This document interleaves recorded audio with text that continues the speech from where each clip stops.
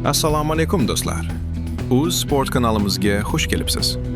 Agar siz O'zbekiston sportidagi eng so'nggi yangiliklar, qiziqarli janglar va jonli efirlarni kuzatib borishni istasangiz, bizning Uz Sport Telegram kanalimizga albatta obuna bo'ling. Havola pastda. Qozog'istonlik taniqli aktyor va media jangchi Erkebulan To'xtar hamda o'zbekistonlik yulduz jangchi Abdumalik Yorbutayev 4-iyul kuni Olmaota shahridagi Almaty arenada bo'lib o'tadigan IBA Nomad 15 turnirining markaziy jangida to'qnash keladi. Bu haqda Nomad tashkiloti matchmakerlari rasman ma'lum qildi. Ayni paytda ushbu jang O'zbekiston sport mediasida ham faol muhokama qilinmoqda. Jang 77 kilogramm vaznda MMA qo'lqoplarida 3 raundlik boks formatida o'tkaziladi. Ikki jangchi bu to'qnashuv haqida avval ham bir necha bor gaplashgan edi.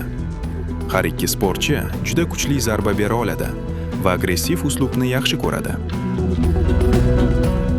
Abdumalik Yorbutayev hozirgacha MMA qo'lqoplari yoki qo'l jangi formatidagi janglarda mag'lub bo'lmagan. Erkebulan To'xtar esa o'zining so'nggi jangida qirg'izistonlik Marsel Nurlanbek uliga yutqazgan edi.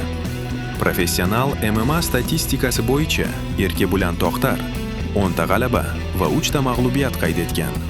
Abdumalik Yorbutayev esa 4 ta g'alaba va 1 ta mag'lubiyatga ega. Har ikki jangchi muxlislarga qiziqarli va tomoshabob janglar ko'rsatib kelmoqda. Ammo hozircha Abdumalik Yorbutayev raqibiga qaraganda agressivroq va xavfliroq ko'rinmoqda.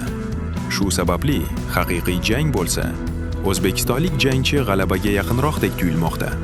Do'stlar, ushbu jangni sabrsizlik bilan kutib qolamiz va albatta o'zbekistonlik jangchiga omad tilaymiz.